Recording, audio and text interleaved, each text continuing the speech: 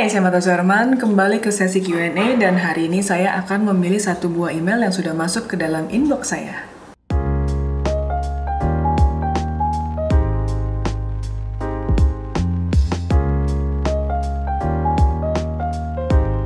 Makasih banget buat teman-teman yang udah kirim email ke martasuherman@gmail.com. Hari ini saya akan memilih satu buah email untuk dibahas. Email yang terpilih adalah email dari Ahmad Kurtubi. Alamatnya adalah kurtubi94.yurja15@gmail.com. Di sini dituliskan, halo Kak Marta, saya Ahmad Kurtubi. Ini foto seminggu lalu yang saya post untuk halaman produk saya. Tolong dikoreksi untuk penempatan produk, sudut pandang, atau yang lainnya menurut pendapat Kak Marta. Dengan kondisi Redmi Note 8 Pro smartphone, tidak menggunakan tripod, pencahayaan minim, latar belakang hanya karton hitam doff, dan aksesoris seadanya. Terima kasih Kak Marta. Di sini dilampirkan 3 buah foto. Foto yang pertama dan foto yang kedua, serta foto yang ketiga.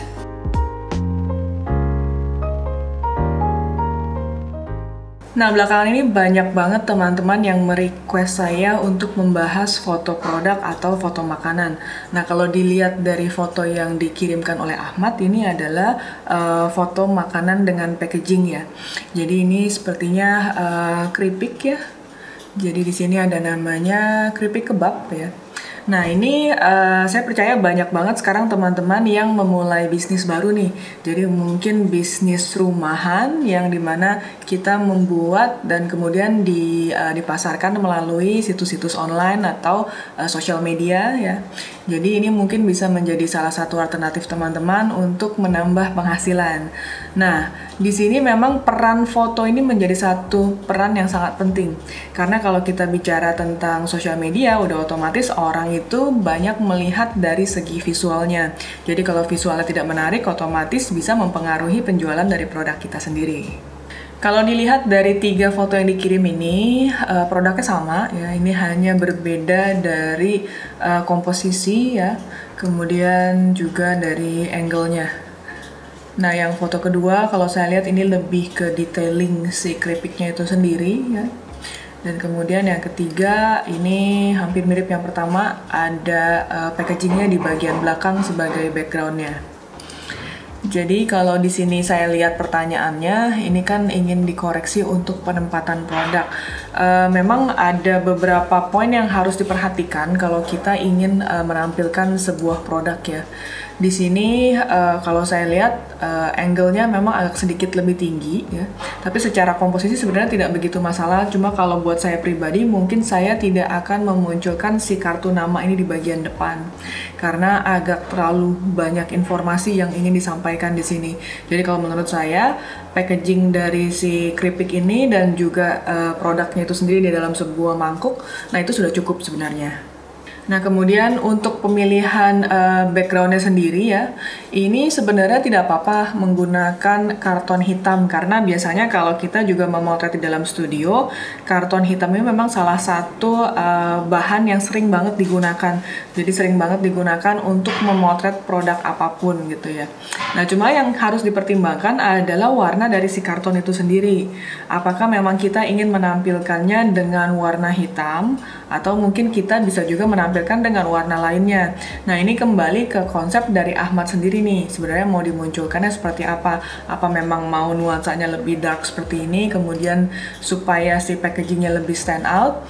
Nah, itu harus memiliki pertimbangan-pertimbangan sendiri. Jadi, ada kalanya sebuah produk akan lebih bagus kalau tampil dengan warna yang lebih terang, ada kalanya juga akan lebih bagus dengan menggunakan background yang lebih gelap. Nah, selain itu yang saya ingin komentari dari foto yang dikirimkan oleh Ahmad adalah segi pencahayaannya. Karena yang paling kelihatan jelas sekali adalah dari foto yang nomor 1 ya. Foto ini kalau dilihat dari bayangan mangkuknya, ini ada shadow yang jatuh persis di bawah mangkuknya. Nah, ini artinya cahaya yang datang itu benar-benar dari bagian atas gitu ya. Nah, saya biasanya agak kurang cocok kalau buat saya pribadi kalau cahaya itu dihantam dari bagian atas, apalagi untuk sebuah foto produk. Biasanya saya lebih suka cahayanya tuh agak sedikit lebih miring. Dan kalau buat saya pribadi, saya lebih suka menggunakan natural light. Nah, buat teman-teman yang belum tahu apa itu natural light dan juga artificial light, nah teman-teman bisa cek di video sebelumnya, video saya yang membahas mengenai foto makanan. Jadi nanti saya akan share linknya di bawah ini dan teman-teman tinggal cek di sana. Jadi kenapa saya memilih menggunakan natural light? Karena natural light itu biasa ada ambience yang lebih menarik ya. Nah, artificial light ini kalau kita baru belajar biasanya agak sedikit tricky, agak sedikit sulit. Dan sedangkan kalau kita bicara natural light, nah teman-teman setiap hari pasti ketemu matahari. Nah, matahari itu adalah natural light. Jadi kita biasanya fotonya tinggal di dekat-dekat jendela. Kalau di rumahnya mungkin nggak ada jendela, mungkin bisa foto di dekat-dekat pintu gitu ya, atau di teras. Nah itu biasanya lebih enak, jadi ambience ini lebih enak untuk kita mendapatkan mood dari makanan itu sendiri. Karena kalau kita menggunakan artificial light, ada kalanya mungkin warna dari artificial light itu juga mungkin ada yang berbeda-beda, ada yang sedikit kebiruan, ada yang sedikit terlalu kuning gitu ya. Nah itu akan mempengaruhi warna dari makanan itu sendiri, sehingga ada kalanya kalau salah penempatan, warna dari makanan itu menjadi kurang enak, jadi kurang nikmat pada saat kita melihatnya. Nah, buat teman-teman yang mungkin membutuhkan foto-foto untuk ditempatkan di marketplace atau di social media, nah di sebelumnya tuh saya pernah membuat satu buah video. Nah, teman-teman bisa cek, nanti saya akan share linknya juga di bawah. Ini ada tips and trick foto makanan untuk online shop. Jadi teman-teman tinggal cek di sana, karena di sana saya ada sharing bagaimana cara kita membuat sebuah foto untuk penempatan di marketplace. Nah, di video kali ini saya akan sharing tips, tapi tips yang kali ini akan share adalah peralatan apa aja sih yang kita butuhkan untuk memotret foto makanan.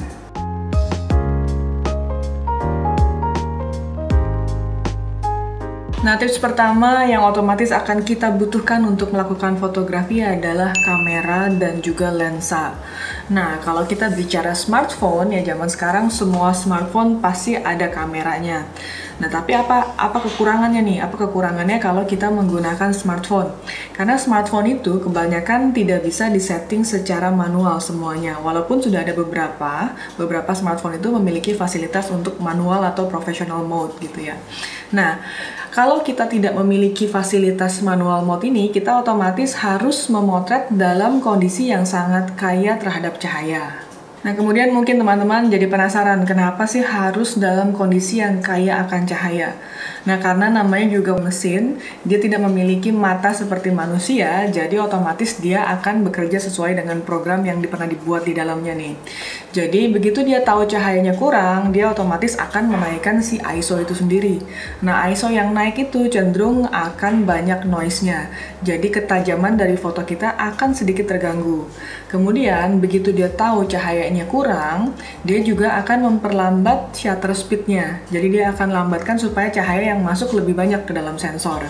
Nah, otomatis ini memiliki chance akan shake atau blur.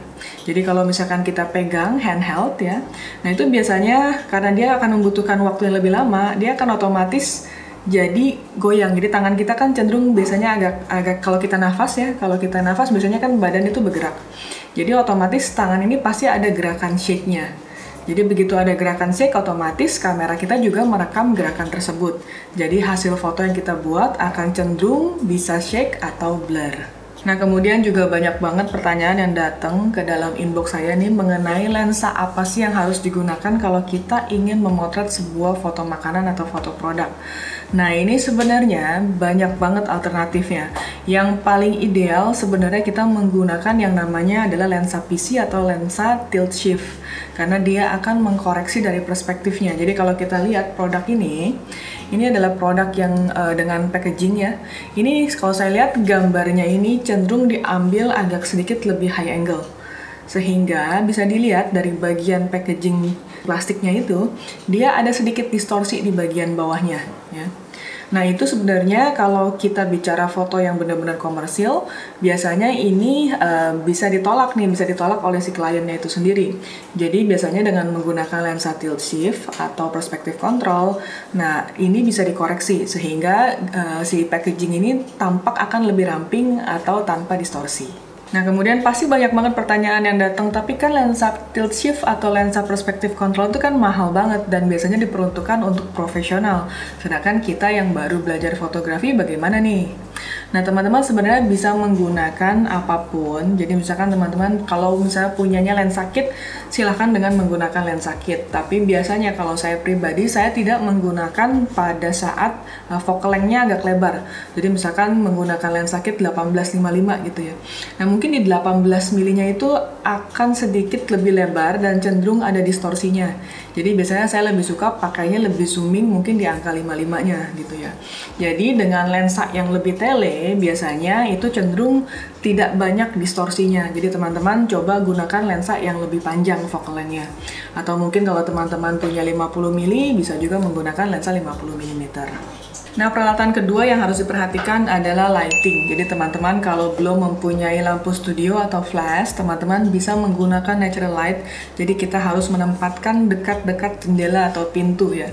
Nah, di sini kita membutuhkan aksesoris bantuan lainnya, yaitu kita membutuhkan reflektor ataupun diffuser. Nah, kalau teman-teman tidak punya diffuser, teman-teman bisa menggunakan vitrase.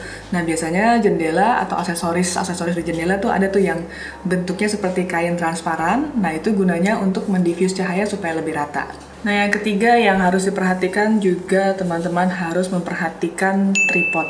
Jadi tripod ini kesannya memang kayaknya perlu-perlu nggak perlu, tapi sebenarnya sangat membantu banget buat teman-teman yang ingin foto makanan atau foto produk.